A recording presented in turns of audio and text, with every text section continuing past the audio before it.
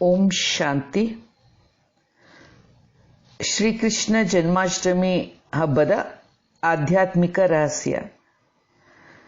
ತಮ್ಮೆಲ್ಲರಿಗೂ ಶ್ರೀಕೃಷ್ಣ ಜನ್ಮಾಷ್ಟಮಿ ಗೋಕುಲಾಷ್ಟಮಿ ಹಬ್ಬದ ಶುಭಾಶಯಗಳು. ಶ್ರಾವಣ ಮಾಸದ ಕೃಷ್ಣ ಪಕ್ಷದ ಅಷ್ಟಮಿಯ ದಿನವನ್ನು ಶ್ರೀಕೃಷ್ಣನು ಹುಟ್ಟಿದ ದಿನವಾಗಿ ಆಚರಿಸುತ್ತೇವೆ. ದೇಶಾದ್ಯಂತ ಶ್ರೀಕೃಷ್ಣ ಜನ್ಮಾಷ್ಟಮಿ ಅಥವಾ ಗೋಕುಲಾಷ್ಟಮಿ ಎಂಬ ಹೆಸರಿನಿಂದ ಸಡಗರ ಸಂಭ್ರಮದಿಂದ ಭಾರತೀಯರು ಆಚರಿಸುತ್ತಾ ಬಂದಿದ್ದೇವೆ.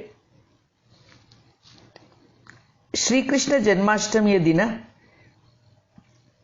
ಚಿಕ್ಕ ಮಕ್ಕಳಿಗೆ ಮುದ್ದು ಕೃಷ್ಣನಂತೆ ವೇಷಭೂಷಣವನ್ನು ತೊಡಿಸಿ ಕಿರೀಟ ಕೊಳಲುಗಳನ್ನು ನೀಡಿ ಶೃಂಗಾರ ಮಾಡಿ ಸ್ಪರ್ಧೆಗಳನ್ನು ಏರ್ಪಡಿಸಿ ಬೆಣ್ಣೆ ಕೃಷ್ಣನನ್ನು ಜನರು ಮಂತ್ರಮುಗ್ಧವಾಗಿ ನೋಡುತ್ತಾ ಮಕ್ಕಳಲ್ಲಿ ಕೃಷ್ಣನನ್ನು ಕಂಡು ಆನಂದದಲ್ಲಿ ಮೈಮರೆಯುವುದನ್ನು ನಾವು ನೋಡುತ್ತಿದ್ದೇವೆ.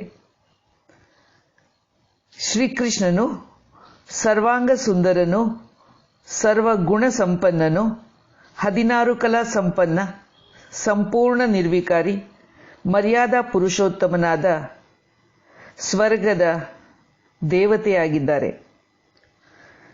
ಶ್ರೀಕೃಷ್ಣನ ಬಗ್ಗೆ ಭಾಗವತ, ವಿಷ್ಣು ಪುರಾಣ, ಮಹಾಭಾರತ ಹಾಗೂ ಭಗವದ್ಗೀತೆಯಲ್ಲಿ ಉಲ್ಲೇಖವಿದೆ.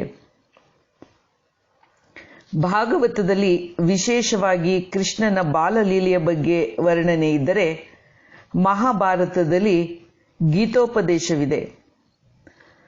ಸೂರದಾಸರು, ಪುರಂದರದಾಸರು, ಕನಕದಾಸರು, ಮೀರಾಬಾಯಿ ಮುಂತಾದ ಅನೇಕ ಕೃಷ್ಣ ಭಕ್ತರು ಈ ಪುರಾಣಗಳನ್ನು ಆಧರಿಸಿ ಕೃಷ್ಣ ಭಜನೆಗಳನ್ನು ರಚಿಸಿದ್ದಾರೆ.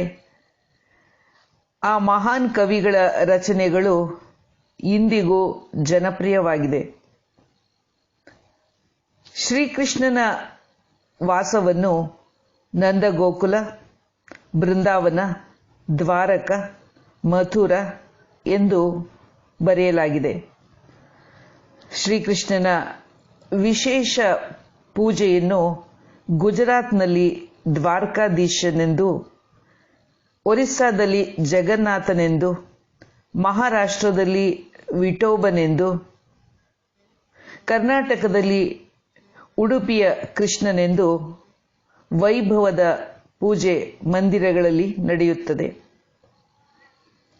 ಶ್ರೀಕೃಷ್ಣ, ಕೃಷ್ಣ ಎಂದರೆ ಕರ್ಷಣೆ, ಆಕರ್ಷಣೆ.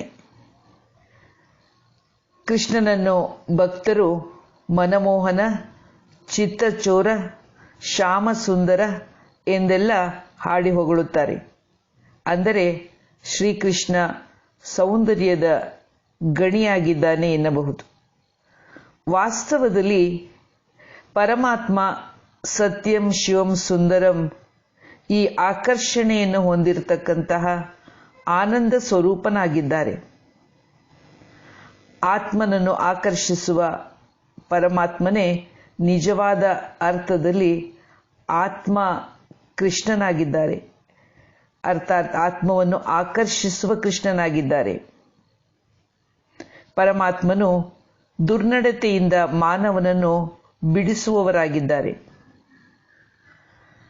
ಹೀಗೆ ಶ್ರೀಕೃಷ್ಣನು ಮುಖ್ಯವಾಗಿ ಕಂಸ, ಪೂತನಿ, ಅಘಾಸುರ, ಬಕಾಸುರ, ವ್ಯೋಮಾಸುರ, ನರಕಾಸುರ, ಬಾಣಾಸುರ ಇತ್ಯಾದಿ ಅನೇಕ ಅಸುರರನ್ನು ಸಂಹಾರ ಮಾಡಿದ್ದಾನೆ.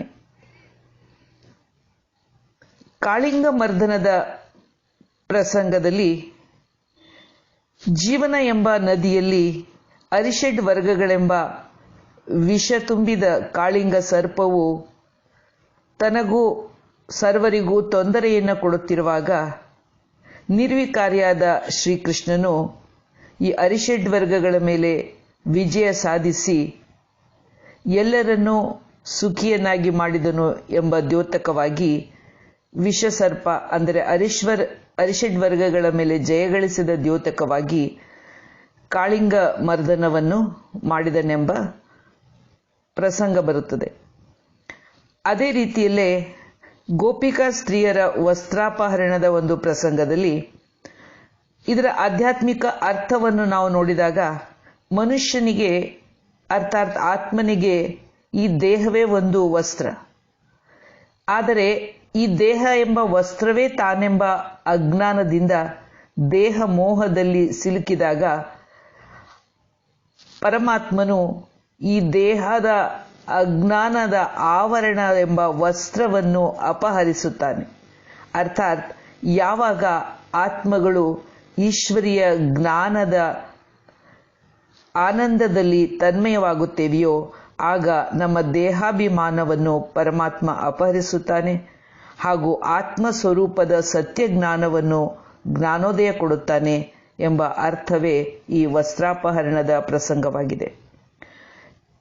ಮತ್ತು ಅತಿ ಹೆಚ್ಚು ಖ್ಯಾತಿಯನ್ನು ಹೊಂದಿರುವ ಬೆಣ್ಣೆ ಕದ್ದ ಕಳ್ಳಕೃಷ್ಣ ಎಂದರೆ, ಈ ಪ್ರಸಂಗದಲ್ಲಿ ಈ ಜಗತ್ತೇ ಒಂದು ಮಜ್ಜಿಗೆಯ ವಿಸ್ತಾರ ಅಂತ ಹೇಳಬಹುದು. ಈ ವಿಸ್ತಾರವಾದಂತಹ ಸಾರವಿಲ್ಲದ ಜಗತ್ತಿನಲ್ಲಿ ಜ್ಞಾನವೇ ಬೆಣ್ಣೆಗೆ ಸಮವಾಗಿರುತ್ತದೆ.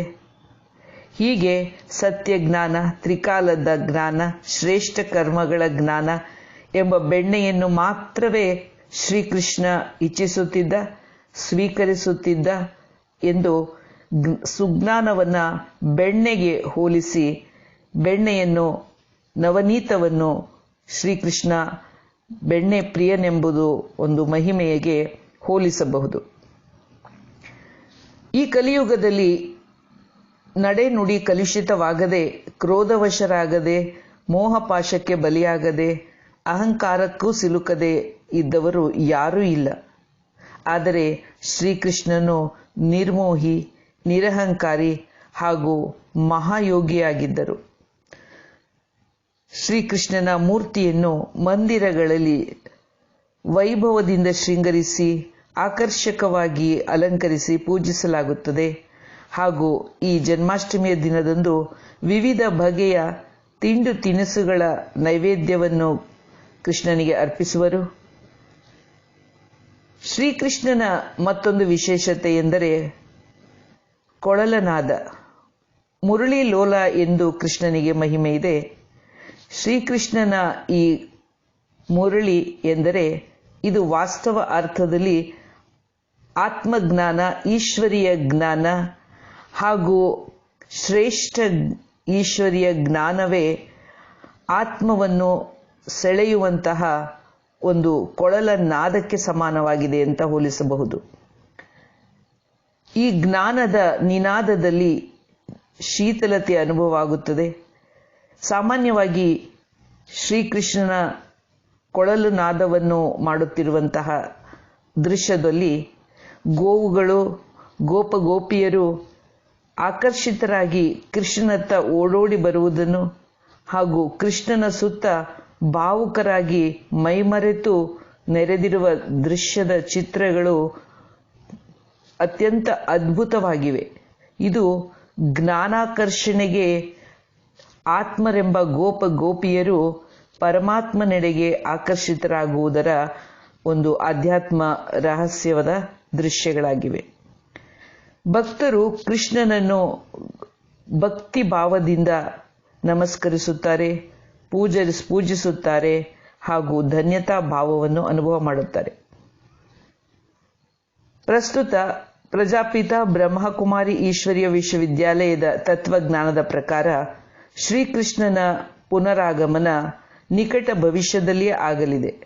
ಸಂಸ್ಥೆಯ ಸಂಸ್ಥಾಪಕರಾದ ದಾದಾ ಪಿತಾಶ್ರೀ ಬ್ರಹ್ಮರವರನ್ನು ಮೊಟ್ಟ ಮೊದಲು ಕಂಡಾಗಲೇ 1936-37 ಇಸವಿಯಿಂದಲೇ ಸಾವಿರಾರು ಸಾಧಕರಿಗೆ ಕೃಷ್ಣನ ಸಾಕ್ಷಾತ್ಕಾರವಾಗಿದೆ. ಇಲ್ಲಿಯ ಲಕ್ಷಾಂತರ ಅನುಯಾಯಿಗಳು ಪರಮಾತ್ಮನ ಪರಿಚಯವನ್ನು ತಿಳಿದುಕೊಂಡು ತಮ್ಮ ಜೀವನವನ್ನು ರಾಜಯೋಗದಿಂದ ಸಾರ್ಥಕಗೊಳಿಸಿಕೊಂಡಿದ್ದಾರೆ. ಈಗ ಕಲಿಯುಗಾಂತ್ಯ ಮತ್ತು ಸತ್ಯಯುಗಾದಿಯ ಸತ್ಯಯುಗದ ಆರಂಭದ ಕಾಲ, ಸಂಧಿಕಾಲ, ಸಂಗಮ ಯುಗ ನಡೆಯುತ್ತಿದೆ. ಮುಂಬರುವ ಸತ್ಯಯುಗದಲ್ಲಿ ದೇವ ಪದವಿಯನ್ನು ಪಡೆಯುವುದು ಪ್ರತಿಯೊಬ್ಬ ಮಾನವನ ಜನ್ಮಸಿದ್ಧ ಅಧಿಕಾರವಾಗಿದೆ. ಈ ಪರಮ ಸೌಭಾಗ್ಯವನ್ನು ಕರುಣಿಸಲು ಸ್ವಯಂ ಶಿವಪರಮಾತ್ಮನೇ ಈಶ್ವರೀಯ ವಿಶ್ವವಿದ್ಯಾಲಯದ ಮೂಲಕ ಸಹಜ ರಾಜಯೋಗ ಹಾಗೂ ಈಶ್ವರೀಯ ಶಿಕ್ಷಣವನ್ನು ನೀಡುತ್ತಿದ್ದಾರೆ. ಉಚಿತವಾಗಿರುವ ಈ ಜ್ಞಾನವನ್ನು ತಾವು ಪಡೆದು ಜೀವನವನ್ನು ಪವಿತ್ರಗೊಳಿಸಿ ಮಾನವ ದೇವಮಾನವನಾಗುವ ಭಾಗ್ಯವನ್ನು ಪಡೆಯಬಹುದು. ದೈವಿ ಗುಣಗಳ ಆಚರಣೆ ಮತ್ತು ಅಸುರಿ ಗುಣಗಳ ತ್ಯಾಗದಿಂದ ದೇವಿ ದೇವತಾ ಪರಮ ಪದವಿಯು ಪ್ರಾಪ್ತಿಯಾಗುವುದು. ಕಂಸ, ಜರಾಸಂಧ ಮುಂತಾದ ರಾಕ್ಷಸರ ರಾಜ್ಯ ಈ ಕಲಿಯುಗ ನರಕದ ಮಹಾಪರಿವರ್ತನೆಯ ನಂತರ ಸತ್ಯಯುಗದ ಆರಂಭ ಸನ್ನಿಹಿತವಾಗಿದೆ. ಆ ಸತ್ಯಯುಗದ ದೇವಮಾನವರು ಸರ್ವಗುಣ ಸಂಪನ್ನರಾಗಿರುವರು. ಸತ್ಯಯುಗದ ಮೊದಲ ಮಹಾರಾಜಕುಮಾರನೇ ಶ್ರೀಕೃಷ್ಣ. ಶ್ರೀಕೃಷ್ಣನು ಸಾಗರದ ಮಧ್ಯೆ ಆಲದ ಎಲೆಯ ಮೇಲೆ ತೇಲಿ ಬರುವಂತಹದರ ಒಂದು ಚಿತ್ರಗಳ ದೃಶ್ಯಗಳನ್ನು ತಾವು ಕಂಡಿರಬಹುದು. ಅದರ ಅರ್ಥವೆಂದರೆ ನಿಕಟ ಭವಿಷ್ಯದಲ್ಲಿ ಸಂಭವಿಸುವ ಮಹಾ ವಿನಾಶ ಅಥವಾ ಪಂಚತತ್ವಗಳ ವಿಕೋಪಗಳು ಇತ್ಯಾದಿ ಮೂಲಕ ಈ ಭೂಮಿಯ ಬಹುಪಾಲು ಜಲಾವೃತವಾಗುವುದು. ಆಗ ಅಮರವಾದ ಭಾರತ ದೇಶ ಒಂದು ಆಲದ ಎಲೆಯಷ್ಟು ಮಾತ್ರವೇ ಎಲೆಯ ರೂಪದಲ್ಲಿ ಗೋಚರವಾಗುವುದು. ಇಂತಹ ಅವಿನಾಶಿ ಖಂಡವಾದ ಸ್ವರ್ಗ ಭೂಮಿಯಾದ ದೇವ ಭೂಮಿಯಾದ ಭರತ ಭೂಮಿಯಲ್ಲಿ ಪುನಃ ಶ್ರೀಕೃಷ್ಣನ ಪುನರಾಗಮನವಾಗುವುದು. ಪ್ರಥಮ ರಾಜಕುಮಾರನಾಗಿ ಶ್ರೀಕೃಷ್ಣ ಜನಿಸುವರು.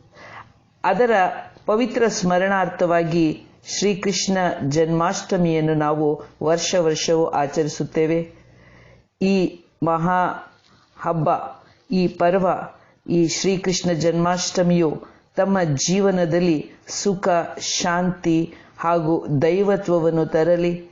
ಜೀವನದಲ್ಲಿ ಅಸುರತ್ವವು ನಾಶವಾಗಲಿ, ದೈವತ್ವವು ಉದಯವಾಗಲಿ ಎಂದು ಆಶಿಸುತ್ತಾ ಮತ್ತೊಮ್ಮೆ ಶ್ರೀಕೃಷ್ಣ ಜನ್ಮಾಷ್ಟಮಿಯ ಶುಭಾಶಯಗಳನ್ನು ಕೋರುತ್ತಾ ಓಂ ಶಾಂತಿ.